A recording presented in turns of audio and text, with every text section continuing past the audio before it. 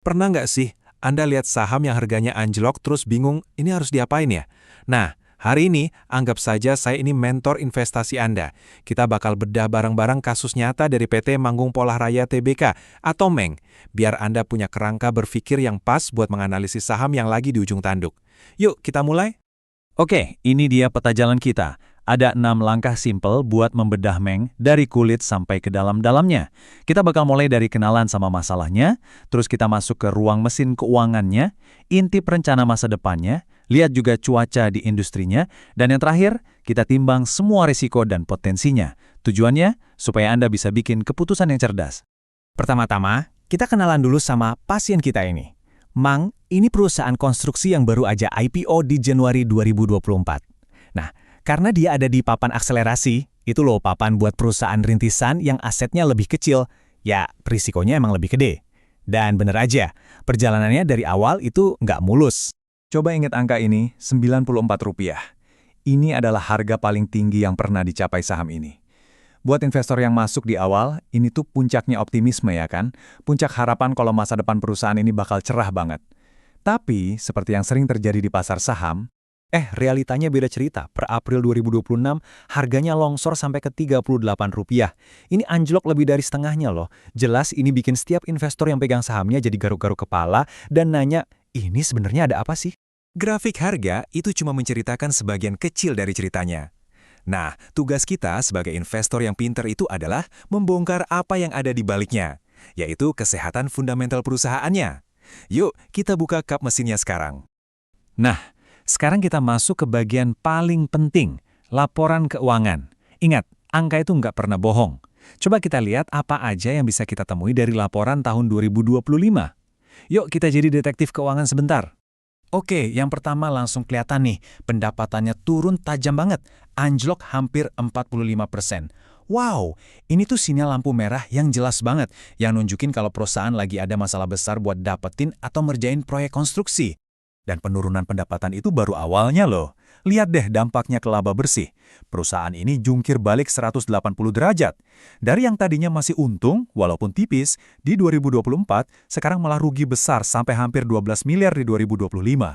Mesin bisnisnya ini bukan cuma melambat, tapi lagi bakar duit.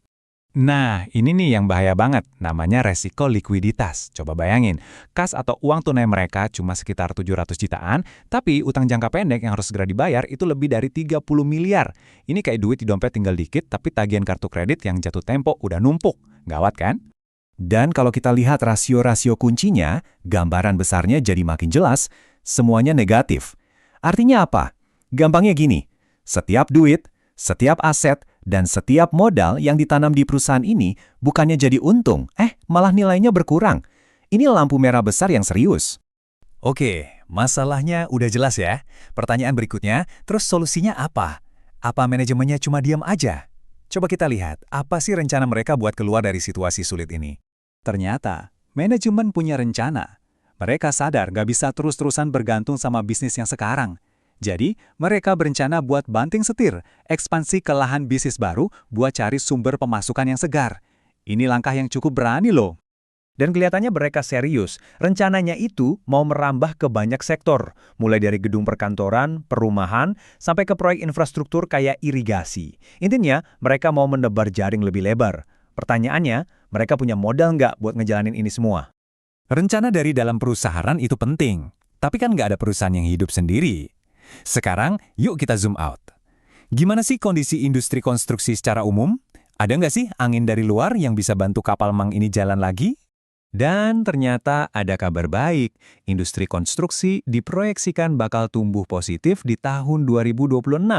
Ini ibaratnya ombak yang mulai naik. Buat perusahaan yang siap, ini kesempatan emas. Pertanyaannya, Mang ini siap nggak dengan papan selancarnya?